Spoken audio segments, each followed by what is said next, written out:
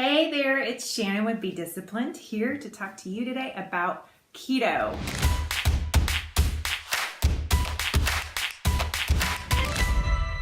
And many people are diving deep into the latest fads and trends when it comes to their weight loss goals. I get asked a lot by people who follow my recipes on Instagram about the keto diet, and particularly, does it really help me lose weight? Am I really going to drop all this pounds? And the simple answer is yes. However, any diet that is followed faithfully will lead to weight loss, because no matter if it's the zone, the Mediterranean, the blood type, the paleo, you name it, the one thing they all have in common, y'all, is cutting out sugar and processed foods and eating more vegetables. So it's going to work. And also, for this weight loss and all of the other added health benefits to last, you must make the word diet a 4-letter word. It is not a diet, it is a lifestyle. You must adopt this lifestyle for life. That said, I'll get off my soapbox. I say keto-ish. It is my preferred way to fuel my body. So I thought I would break down the what, the why, and how of keto. So first, the what. What exactly is keto? So simply put, keto is a high-fat, low-carb way of eating that puts your body into a state of ketosis. And now you're probably saying, what's ketosis? Ketosis is a natural metabolic state where your body produces ketones out of fat and uses them for energy instead of carbohydrates. Ketones are made in your liver. So when you don't have enough carbohydrate or insulin in your body to turn sugar or glucose into energy, your body makes these ketones. So you might remember from my video on sugar that glucose is what signals your pancreas to start producing that insulin. In the absence of glucose, you need another fuel source. So your body uses fat instead. Awesome, right? Who doesn't want to burn more fat? And since your bodies we can only store around at most 2,000 calories of carbohydrates for fuel, which is why, by the way, overconsumption of carbohydrates, not just sugar, but any carbohydrates, leads to weight gain, because your body can only store 2,000 calories and the excess gets stored as fat.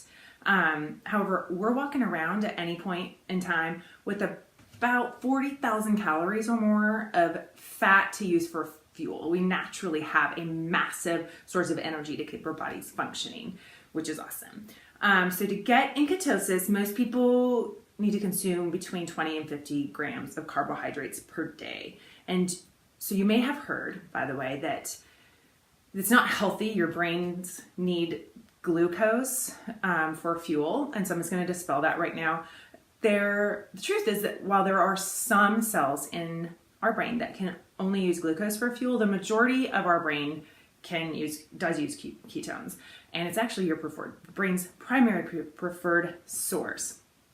So, and the little tiny bit of glucose that your brain cells need, we can produce in the liver out of protein. This is called gluconeogenesis, which,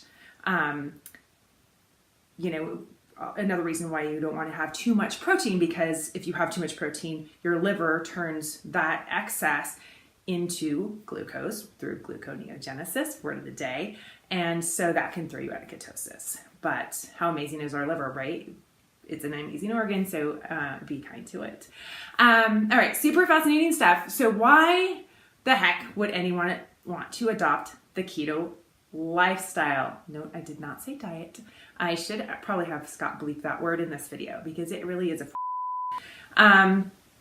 So for one, tons of research has shown that those people who follow a keto lifestyle, follow the keto diet, lose anywhere from 2 to 3 times more weight than people that are on a low-fat diet. And they're not as hungry, because fat is so much more satiating. So they're able to go longer between meals. Not only that, it can also boost insulin sensitivity, which is a good thing, and cause massive reductions in blood sugar and insulin levels, which leads to decreased inflammation within our whole bodies, and decreases risk factors for chronic diseases like diabetes and heart disease. It's also been proven to provide health benefits for other neurological, metabolic, and insulin-related diseases such as cancer, Alzheimer's, epilepsy, tons of study on epilepsy, especially with children, Parkinson's, polycystic ovary syndrome, brain injuries, and even helps with acne. Okay, so now you know the what and the why, and now I'm going to tell you how. So typical macronutrient counts on a ketogenic diet or ratios should be around 65 to 75% fat, 15 to 25% protein, 5 to 10% carbohydrates. So that would mean if I'm on a 2,000 calorie diet, I should be eating around 155 grams of fat, 115 grams of protein, and about 40 grams of carbs, mostly from vegetables. And I can already hear the shock and horror, 155 grams of fat.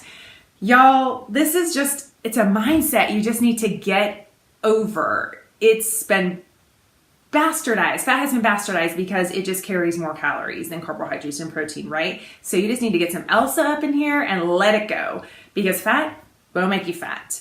When I was training for my competitions just over a year ago, I was eating between at the least 150 grams of fat a day and at the most about 175, 195.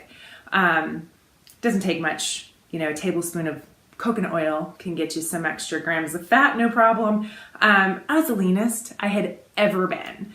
And I had to get out of my own mindset too, I'm not gonna lie. And when I though really truly started adopting a keto lifestyle and eating that prescribed meal plan that my trainer provided for me, I was shocked at how fast I leaned out. I was seeing vascularity in places that I hadn't seen vascularity in a long time. And so fat is not what makes you fat. And so I just want to encourage everybody to avoid that, or to get out of that mindset, because this really is a full nourishing way to fuel yourself. And so that's it.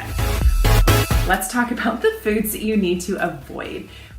Again, drop me a line with questions. And if there are any other nutrition and health related topics that you'd like me to discuss, please send me a message. I would love to know what you'd like to hear about. Until next time, be disciplined and have a blessed day. Thanks.